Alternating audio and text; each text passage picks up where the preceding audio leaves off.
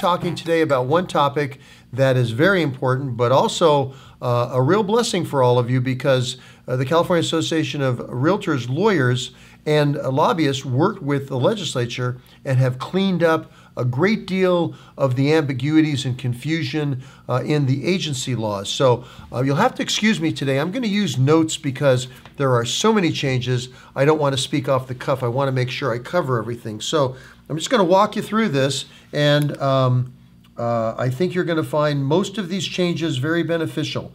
First of all, it has been confirmed now that agents are actually independent contractors. The law is changing in all the places where the word employ is found is going to be changed to the word retain. So basically what it will say in all of the different relevant sections is that a broker retains the services of a real estate agent and or broker associate. The name associate licensees is being changed to either a salesperson or a broker associate. It's been clarified that training of agents is part of broker supervision and does not create a employment relationship out of the independent contractor relationship. So if you're worried that mandating certain training will push you into the employment relationship, don't worry about it. You are now supervising.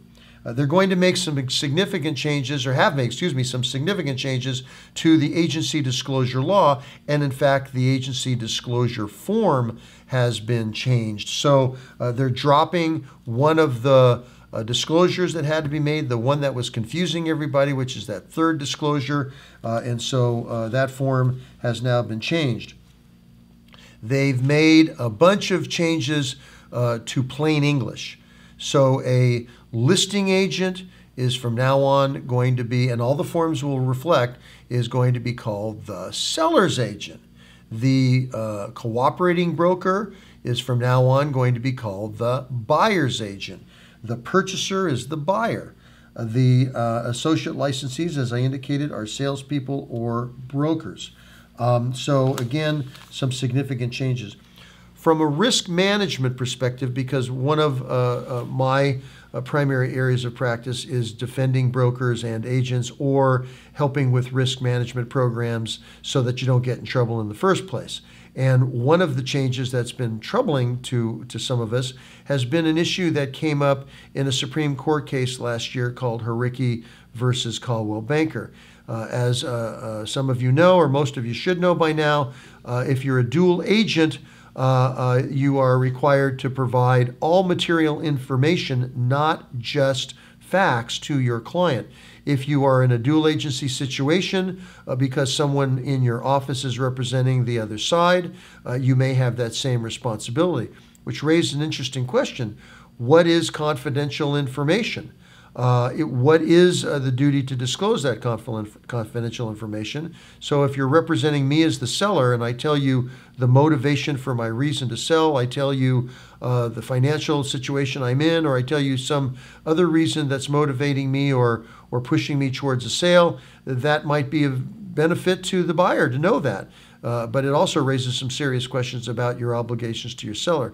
Under the changed law, it now says that if the confidential information that you have is regarding the motivation of the seller, the bargaining position of the seller, the personal information that impacts price, or any other financial information, you are not going to be required to disclose that, even if you are personally representing both sides of the transaction. It extends that statute that says you don't have to tell the seller what the buyer is willing to pay, or you don't have to tell the buyer what the seller is willing to sell for. So it expands all that and makes it clear that those kinds of that kind of information is now not to be disclosed. It also seems to imply that there may be other confidential information that's protected, but one area where we were very concerned, obviously, is in the area of finances. It clarifies and reinforces the fact that buyers have an obligation to protect themselves. buyers can't just put their heads in the sand. It makes it clear that buyers have a duty to reasonably take precautions to learn facts relevant to the purchase that they are making. So that tracks through and reflects what it says in most of your purchase documents, and now is clear. If you are selling a property with more than 4 units, 5 or more in residential, you now will need to do a agency disclosure form, the new agency disclosure form. So basically, if you're doing residential 1 to 4, residential 5+, commercial, vacant land, you need to do an agency disclosure. My best advice is do an agency disclosure. Both the buyer and the agent are now referenced in the forms. They actually specifically refer to dual agency as dual agency, and have eliminated that word exclusively from the forms, and clarified that the brokerage can also be a dual agency. One of the issues that comes up periodically is, when are you supposed to provide the listing agreement to your client? And the answer is as soon as practical. And you can do that depending upon the circumstances, even by electronic. Now, there is a very complicated law called UIDA, and it's the Uniform Electronic Law, and it says that the parties all have to agree on electronic transfer of signatures and documents. So you want to make sure that it's clear that your clients are willing to accept things electronically. That includes, of course, signatures. One of the questions that comes up a lot is delivery of the transfer disclosure statement. It also includes delivery of the NHD and all of the other documents. How do you do that? Well, the law has always said that you deliver a TDS either by mail or personally. And then it's either 3 days from personal delivery to cancel, or 5 days from mail.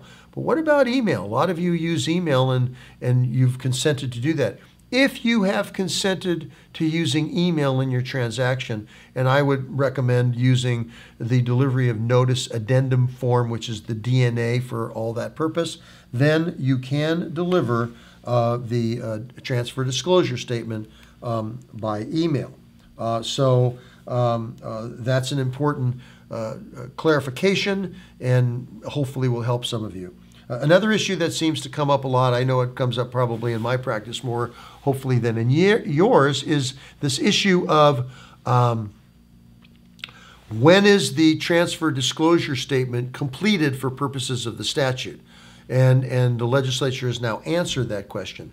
If the seller fills out and completes the transfer disclosure statement, turns it over to their agent, who then completes either through the AVID form, hopefully, or in some other way their section, and delivers it to the buyer and or the buyer's agent, depending upon what's been agreed to, that is considered completion for purposes of the TDS. Apparently, there have been some buyer's agents who then have been withholding completion of their section, trying to argue that the TDS was not complete. That is no longer the case. All right, moving on. There's a couple of other changes that I think are important. One of those changes is the trust exemption. As you know, you don't have to deliver a TDS if a transaction is exempt. One of the areas of ambiguity has been trust. If I own my house in a family trust, and I've lived in the house for a year and it's a revocable trust, I am not exempt from the law. If I pass away and my trust administrator sells my house, then he or she is exempt from a TDS, the theory being you've never lived in the house and you know nothing about the house, even as a landlord. Under the old law, there was an ambiguity, which is if my wife and I have a house in a co-trusteeship, what's the duty of the co-trustee? That's now been clarified. And if the property is in a trust, both trustees will need to participate in the disclosures. Like I said before, there have been some significant changes to all of the agency forms. The agency disclosure form, the buyer broker representation forms, the competing buyer-seller forms. All those forms have been changed to reflect all of the changes I've discussed where relevant. So you have those forms, and they're done now. As far as some new forms that came out in December, the only one that would affect a day-to-day realtor, there's a couple, but they're not that significant in my view unless you do commercial. But on the residential side, if you're going to allow the buyer to store their belongings on the property prior to the close of escrow, while that may or may not be a good idea, there is now a pre-occupancy storage agreement that's available.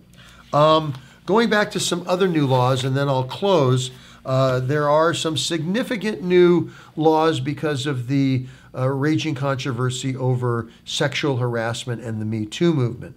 One of those laws that could affect realtors on the street is a law that affects all professionals and indicates that if you are in a professional relationship with someone and you have sexual relations with them, it's conceivable that you will be found to be in violation of the law, particularly if you use your position as a professional to generate sexual favors. There's also been clarification that that includes prospective representation. So be very, very careful about that. For those of you that do property management, we'll talk more about this in upcoming rants, but there's going to be a change in September of 2019, and that change will now impact both the notice to pay rent or quit, or notices to cure whatever curable defects there are, and the reply to a lawsuit for unlawful detainer. Currently, it's 3-day notice to pay rent or quit, or 3-day notice to cure the default. That will remain the same, but it will be 3 days. You will no longer be able to count Saturdays, Sundays, or court holidays in calculating the 3 days. So if you serve something, say, on a Friday, you don't count Saturday or Sunday, and if Monday happens to be a holiday, you wouldn't count it as well for purposes of your 3-day notice. If you serve an unlawful detainer to evict someone, you must file an answer within 5 days, but again, you would not calculate those 5 days using either weekend days, Saturday or Sunday, or holidays. So there's a lot more, but those are the significant changes. We'll be doing a newsletter that you ought to keep an eye out for. That's on the Pacific West website. We're also going to be updating the advertising guidelines to polish up the section on coming soon signs in light of some things that have been talked about at the NAR level. And so we'll get you guys information about that as well.